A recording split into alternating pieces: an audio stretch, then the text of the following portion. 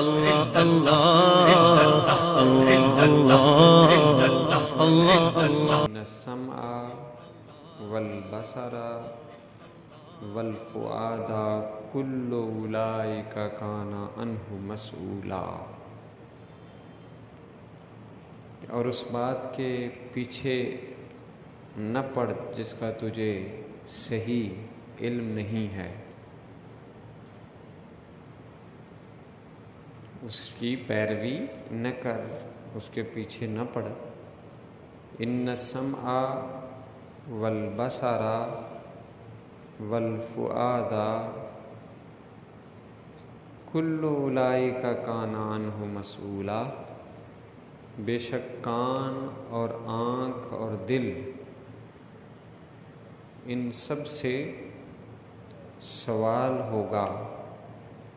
پوچھا جائے گا، ان کے ہر کا۔ لہذا دل میں پیدا ہونے والے وسوسے یا دل میں پیدا ہونے والے گناہ یا جن کا تعلق دل کے ساتھ ہے، ان گناہوں کے بارے میں بھی پوچھ ہوگی۔ سمع کان ہیں، بصرہ آنکھیں ہیں، یعنی کانوں کے ساتھ جو آدمی گناہ کرتا ہے یا غیبت سنتا ہے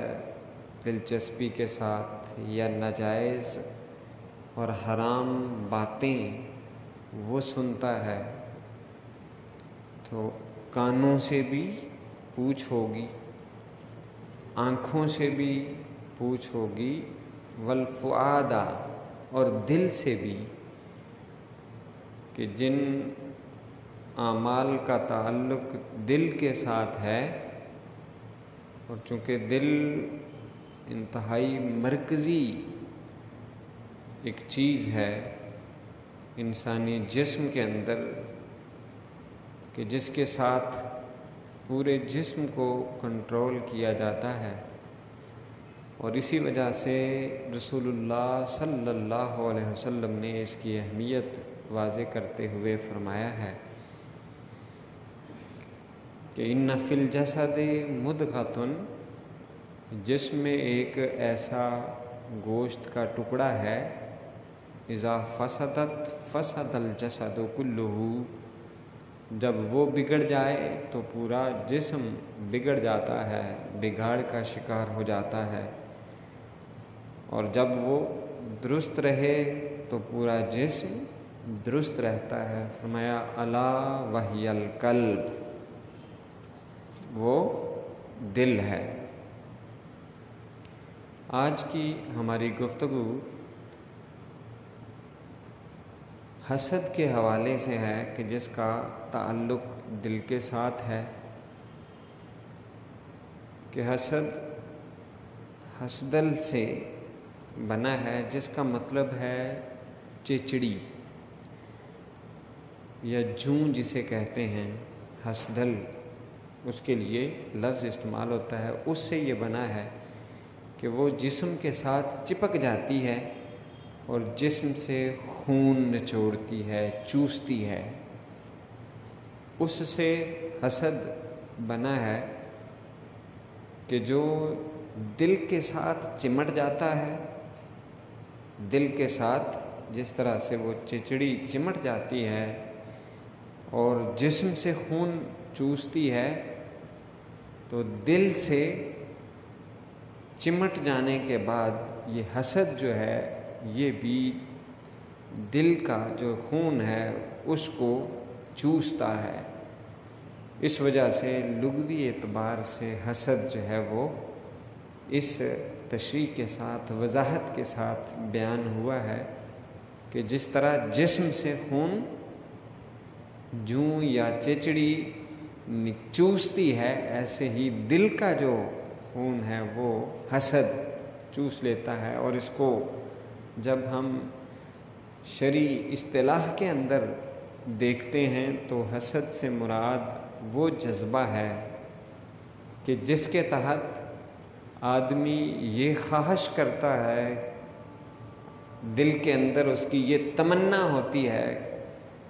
کہ کسی کو کوئی نعمت ملی ہوئی ہے تو وہ نعمت اس سے چھن جائے، زائل ہو جائے۔ اس کو جو اللہ تعالیٰ نے کوئی اعزاز دیا ہوا ہے، اس کو کوئی مرتبہ اور مقام مل چکا ہے، تو وہ اس سے چھن جائے اور مجھے مل جائے، یا کم از کم مجھے نہیں ملتا نہ ملے، اس سے چھن جائے۔ تو یہ جو ایک جذبہ ہے اور ایک تمنا ہے دل کی، اسے شریعت اصطلاح میں، شریعت میں حسد کہا گیا ہے۔ اور یہ ایک ایسی بیماری ہے جو بہت کثرت کے ساتھ ہمارے اندر پائی جاتی ہے، کچھ جانتے ہوئے، کچھ نہ جانتے ہوئے، کچھ انٹینشنلی، کچھ اس طرح سے کہ لاشعوری طور پر، ٹینشنلی۔ جبکہ رسول اللہ صلی اللہ علیہ وآلہ وسلم نے اس کی آج سے 1400 سال پہلے وضاحت کر دی تھی کہ حضور نے فرمایا تھا کہ تمہارے اندر پچھلی جو قومیں تھیں ان کی بیماریوں میں سے ایک یہ بیماری حسد کی، یہ جو ہے وہ پروان چڑھے گی کہ جو کھوکھلا کر دے گی، جو کہ مونڈ ڈالے گی۔ فرمایا یہ بال مونڈنا نہیں بلکہ تمہارے دین کو مونڈ ڈالے گی، دین کو، یعنی دین کے لیے نقصان کا باعث ہوگی۔ تو یہ جو حسد کا جذبہ ہے، یہ کینہ اور بغض کا جذبہ ہے، یہ تمنا دوسروں کے حوالے سے، یہ انسان کے لیے ایک ایسی دل کی قلبی بیماری ہے کہ جس کا علاج ضروری ہے، کیونکہ یہ نہ صرف انسان کے لیے معاشرتی طور پر نقصان دہ ہے، نہ صرف یہ انسان کی اپنی ذات کے لیے دنیاوی اعتبار سے نقصان دہ ہے، بلکہ یہ انسان کے دین کو کھوکھلا کرنے والی چیز ہے۔ اس وجہ سے اس سے بچنا، اس سے دور رہنا انتہائی ضروری ہے کہ اللہ کے نبی صلی اللہ علیہ وآلہ وسلم نے فرمایا ہے کہ ایاکم والحسد، ایاکم والحسد، حسد سے بچو، ایاکم والحسد، حسد سے بچو، فإن الحسد یاکل الحسنات، کہ یہ جو حسد ہے یہ نیکیوں کو ایسے کھا جاتا ہے کما تاکل النار الحطب، کہ جیسے آگ خشک لکڑی کو کھا جاتی ہے، ایسے یہ حسد جو ہے یہ انسان کی نیکیوں کو کھا جاتا ہے۔ تو رسول اللہ صلی اللہ علیہ وسلم کے فرامین جو واضح کر رہے ہیں کہ یہ بیماری، یہ مسئلہ، حسد کا مسئلہ، یہ ہمیں دین کے اعتبار سے بھی بالکل کنگال کر دیتا ہے کہ جب آدمی نیکیاں بھی کرتا ہے، کی ہوئی ہوتی ہیں، نمازیں بھی پڑھی ہوتی ہیں، روزے بھی رکھتا ہے، اپنی حد المقدور نیکیاں کرنے کی بندہ کوشش کرتا رہتا ہے، لیکن اگر وہ نیکیاں اس حسد کی بیماری کے ساتھ کھائی جا رہی ہیں، ختم ہو رہی ہیں، تو آدمی کا جو نیکیوں والا بیلنس ہے اس کے اندر جو کمی ہو رہی ہے، اور لاشعوری طور پر آدمی کو اس کا پتہ بھی نہیں چل رہا، تو اس سے یہ سمجھ لیں کہ دین کی کتنی بڑی ہمیں خرابی نے پکڑا ہوا ہے، اور کتنی بڑی یہ ایک خرابی اور نقصان ہے کہ جس نے ہماری معاشرت کو بھی خراب کیا اور ہمارے دین کو بھی خراب کر دیا. اور یہ بھی سمجھ لیں کہ اللہ کے پیارے محبوب صلی اللہ علیہ وسلم نے اس کی جو مذمت بیان کی ہے اور اس سے بچنے کا واضح حکم دیا ہے، وہ اس کی ہولناکی، اس کی تباہ کاری اور اس کے نقصانات کو واضح کر رہا ہے کہ فرمایا ایاکم والحسد، کہ حسد سے بچو. اگر کوئی معمولی چیز ہوتی تو وہ آپ صلی اللہ علیہ وسلم اتنا زور نہ دیتے کہ اس سے بچو. دوسری یہ بات کہ ایک قول ہے کہ جس میں یہ پتہ چلتا ہے کہ آسمانوں میں سب سے پہلا گناہ، جو سب سے پہلا گناہ کیا گیا آسمانوں پر، وہ یہی حسد تھا کہ جو شیطان نے کیا تھا اور سیدنا آدم علیہ السلام کے ساتھ حسد کیا تھا. کہ جب اللہ تعالیٰ نے حضرت آدم علیہ السلام کو تخلیق کرنے کا اعلان فرمایا کہ ان کو زمین میں خلیفہ بنا کر بھیجا جانا ہے، تو اس نے حسد کی بنا پر مخالفت بھی کی. اور پھر جب اللہ رب العزت نے سب فرشتوں کو سیدنا آدم علیہ السلام کے سامنے سجدہ ریز ہونے کا حکم دیا تو اس نے انکار کر دیا اور اپنے آپ کو بڑا سمجھا اور اس حضرت آدم علیہ السلام کی فضیلت کو حسد کی نگاہ سے دیکھا. چنانچہ وہ اللہ کی رحمت سے محروم ہو گیا. اتنا بڑا اعزاز، اتنا بڑا اس کا مقام اور مرتبہ تھا، وہ سارا زائل ہو گیا. اس کا مطلب یہ ہوا کہ حسد آدمی کو اعلیٰ مرتبے سے نیچے گرا دیتا ہے. کہ جو شخص کسی سے حسد کرتا ہے اس کی وجہ کیا ہے؟ اس کی وجہ یہ ہے کہ یہ دراصل انڈائریکٹلی آدمی اللہ تعالیٰ کی ذات پر اعتراض کر رہا ہوتا ہے. جب ہم کسی اپنے ہمسائے کو دیکھتے ہیں، جب ہم کسی اپنے رشتہ دار کو دیکھتے ہیں، یا جب ہم کسی اپنے دوست کو کسی اعزاز کو حاصل کرتے ہوئے دیکھتے ہیں کہ اس کو اللہ تعالیٰ نے کوئی نعمت عطا کر دی ہے، تو ہمارے دل کے اندر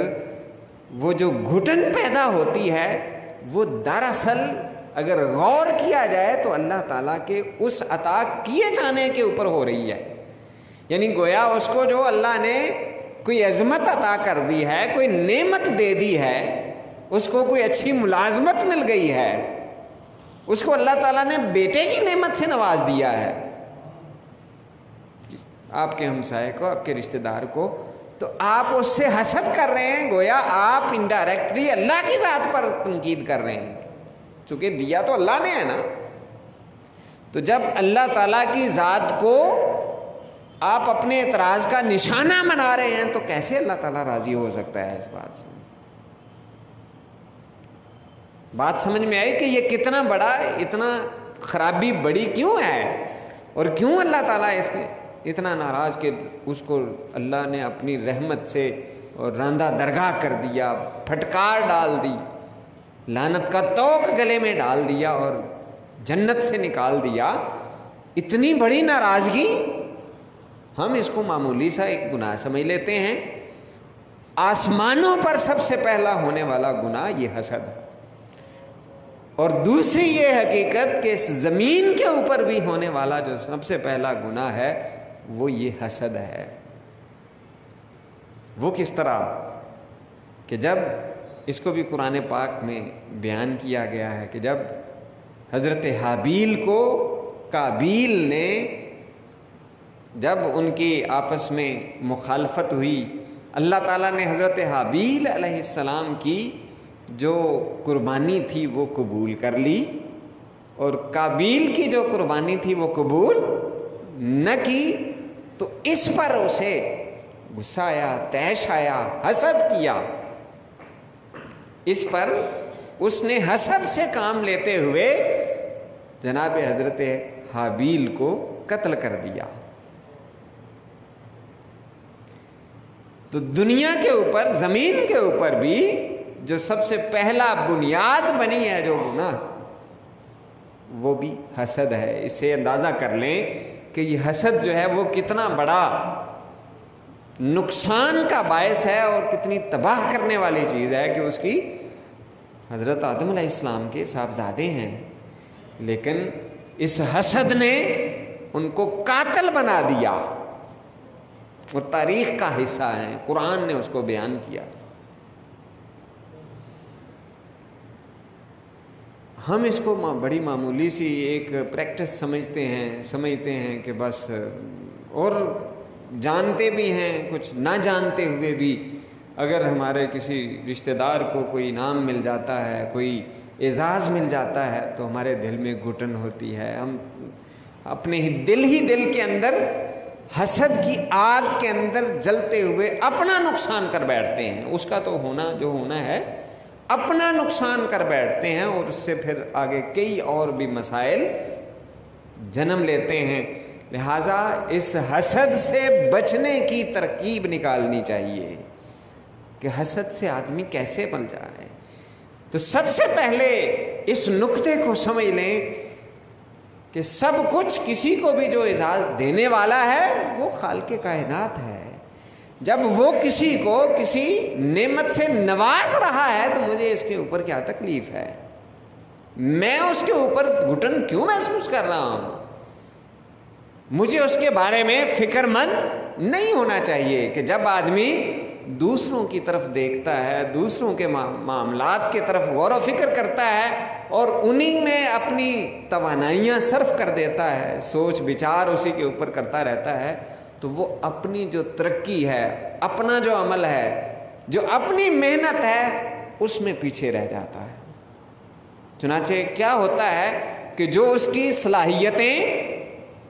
اور اس کا ایک اور بڑا نقصان ہے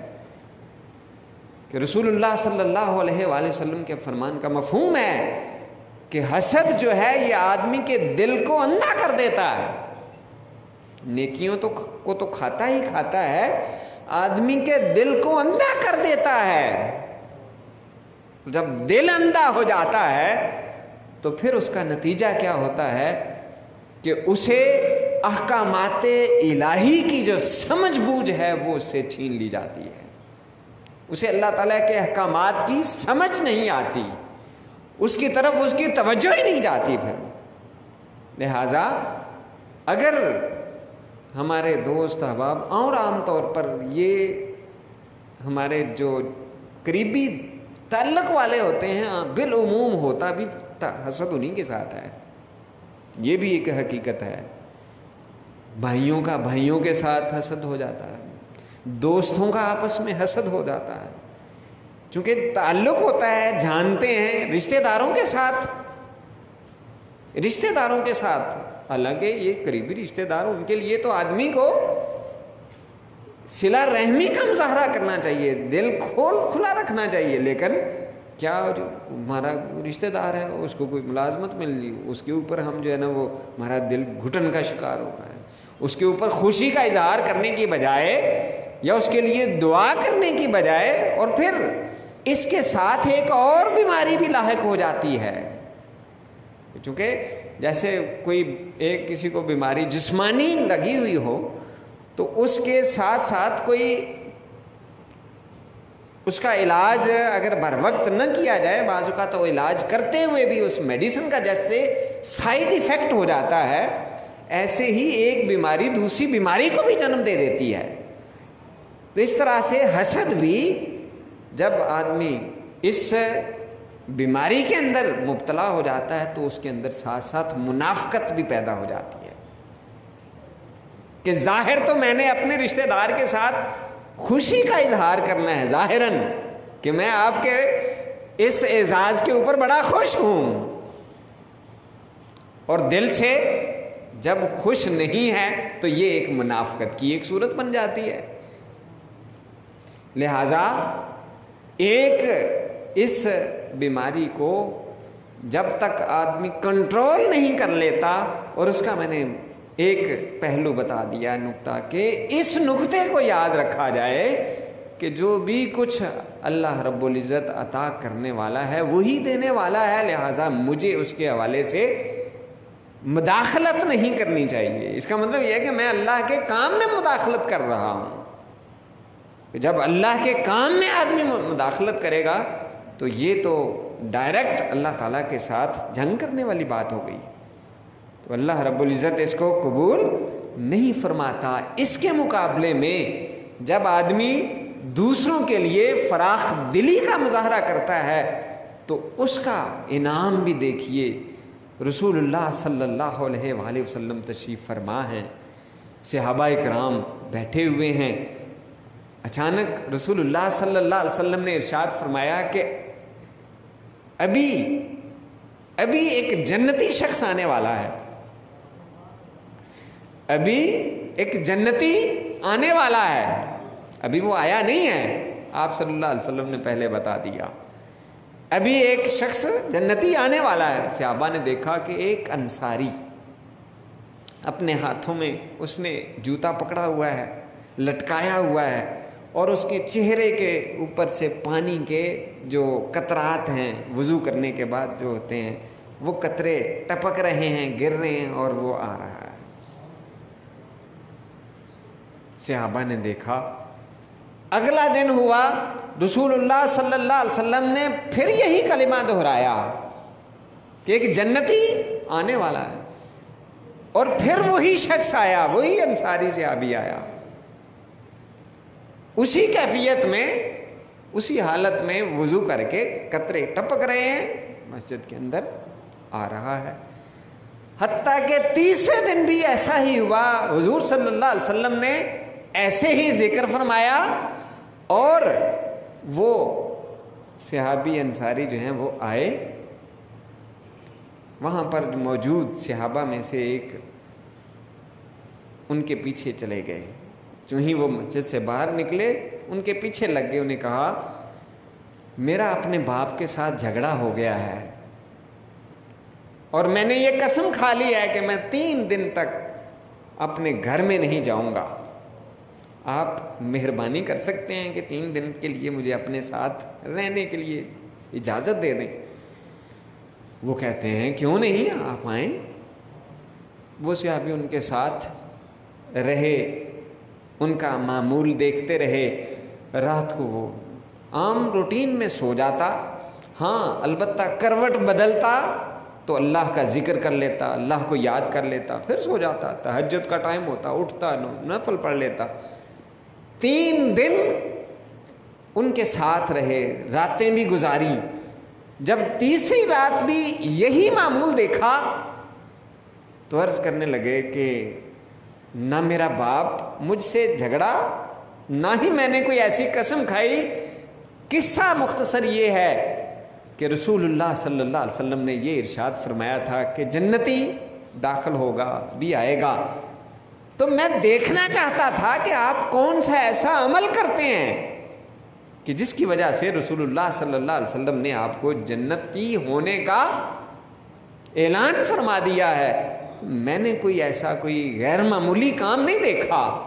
روٹین کے کام آپ کرتے ہیں، مجھے بتائیے اس کے پیچھے حقیقت کیا ہے، وہ کون سی ایسی نیکی ہے، وہ کون سا ایسا عمل ہے کہ جس کی وجہ سے آپ کو اللہ کے نبی صلی اللہ علیہ وسلم نے اس دنیا کے اندر ہی رہتے ہوئے جنتی ہونے کی بشارت اور خوشخبری دے دی ہے۔ وہ کہتے ہیں کہ مجھے تو کوئی اپنا کوئی ایسا عمل یاد نہیں، جو تم نے دیکھی ہیں چیزیں یہی ہیں۔ وہ کہتے ہیں اچھا چلیں ٹھیک ہے میں چلتا ہوں۔ جب وہ جانے لگے تو روکا، انہوں نے کہا ہاں ایک بات ہے۔ کہا کہ وہ کیا؟ کہا کہ میرے دل کے اندر کسی مسلمان کے لیے کوئی گھٹن نہیں ہوتی، میں کسی کے ساتھ حسد نہیں کرتا، بس یہ نیکی میرا خیال ہے، شاید یہ نیکی ہے۔ مطلب انہوں نے بیان کیا کہ میرے دل کے اندر کسی بھی مسلمان کے لیے کوئی گھٹن نہیں ہوتی، میں کسی کے ساتھ حسد نہیں کرتا، میرے پیارے بھائیوں، بزرگوں، دوستوں، مسلمان بھائیوں کے ساتھ اس حسد کے جذبے کو ختم کر دیں۔ یہ اتنی بڑی نیکی بن جائے گی کہ جب آپ